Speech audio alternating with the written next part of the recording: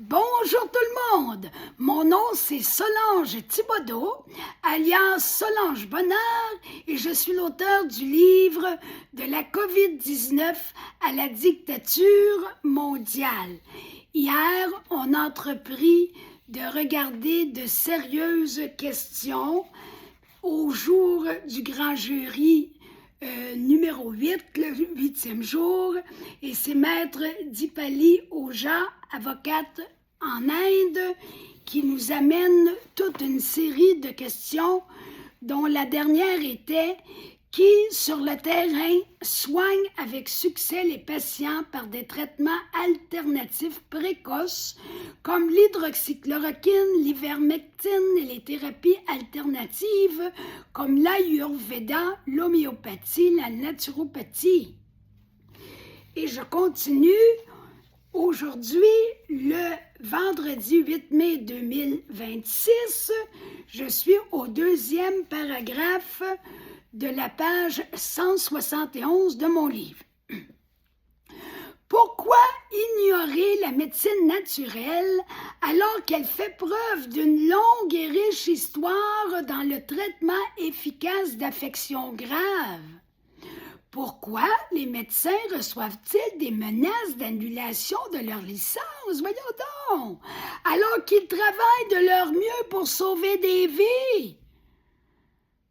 On veut les empêcher de pratiquer la médecine alors qu'ils veulent sauver des vies. Il n'y a pas des petites questions à se poser, là?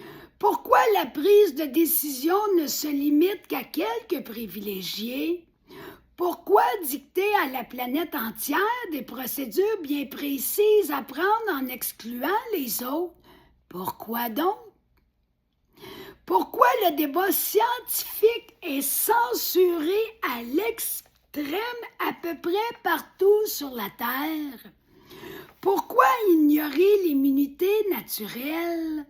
Devant l'enthousiasme des autorités en faveur des vaccins et des rappels ultérieurs, pourquoi les études sur l'immunité naturelle ne suscitent aucun intérêt pour eux?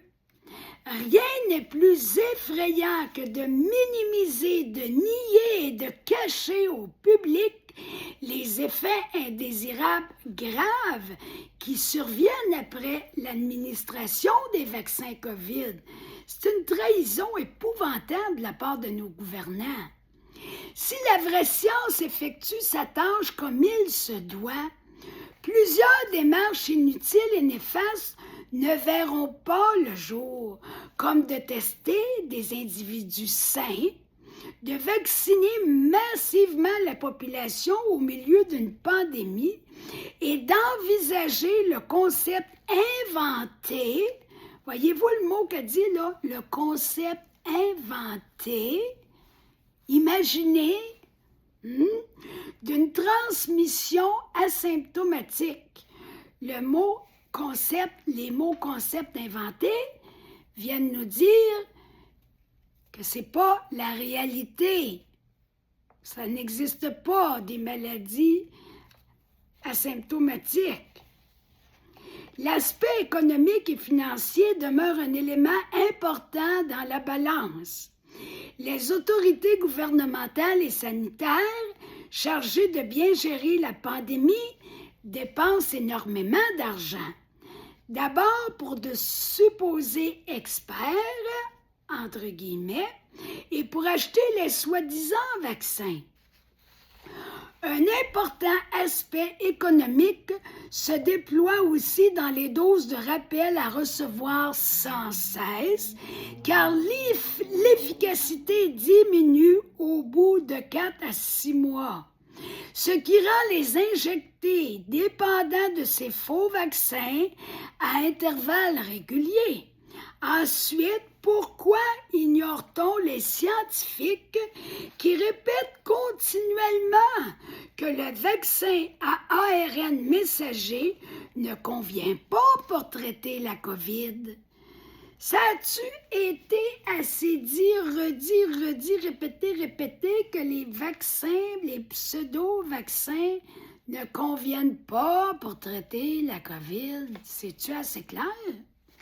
Chaque citoyen sain d'esprit et en âge de décider possède la liberté de refuser un traitement particulier ou d'opter pour celui qui lui inspire confiance.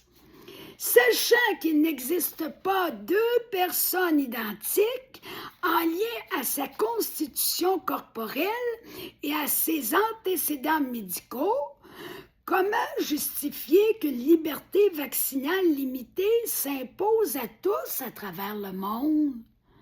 Comment ça se fait que c'est la même affaire pour tout le monde? On a tout un corps différent. Bizarre!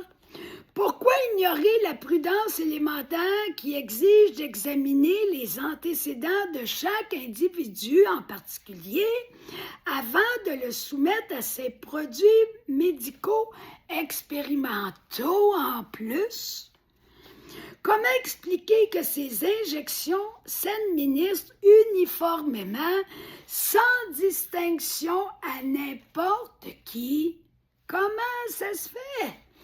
Dans le Code pénal indien, une section particulière définit la bonne foi, le soin et la prudence nécessaires. Les actes des accusés du grand jury sont totalement dépourvus de bonne foi. On commence à s'en rendre compte, là. La vie humaine porte la signature du sacré, c'est-tu bien dit?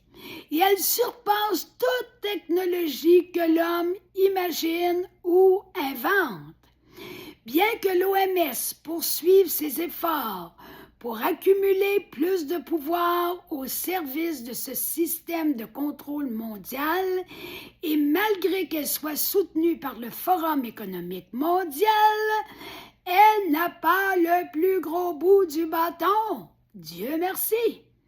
Nous représentons des milliards d'individus et eux, ils ne sont qu'une misérable petite poignée d'individus. C'est notre chance. Est-ce qu'on le réalise vraiment? Les grands médias cachent ces preuves, mais il nous revient de garder espoir et de rester forts dans notre engagement à défendre nos droits et nos croyances. C'est à nous de le faire, il ne faut pas attendre après personne. Il est aussi de notre responsabilité de demander des comptes à ceux qui les violent. J'en ai déjà parlé au début de mon livre aussi. Restons forts et solidaires dans nos convictions et rappelons-nous que la vérité, la dignité et la liberté humaine finissent toujours par triompher.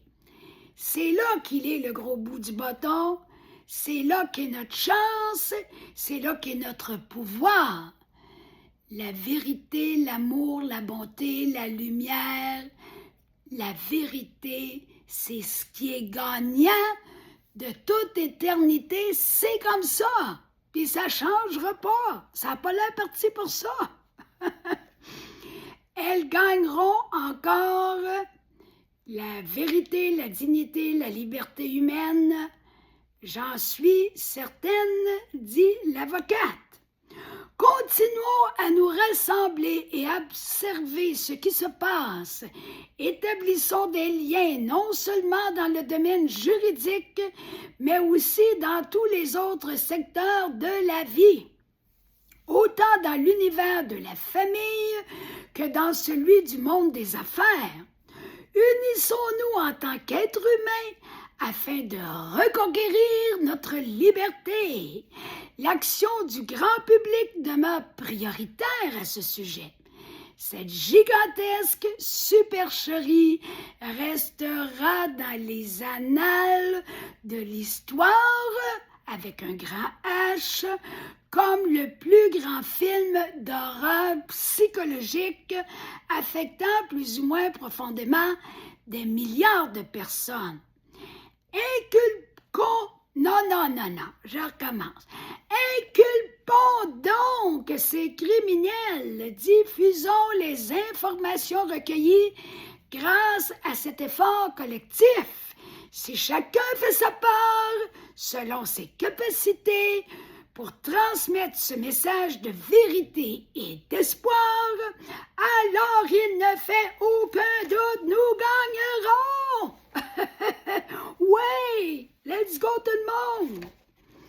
OK, je m'arrête sur cet emballement extraordinaire et on se retrouve lundi prochain pour continuer la lecture du livre qui va être sur les conclusions finales du grand jury du tribunal de l'opinion publique.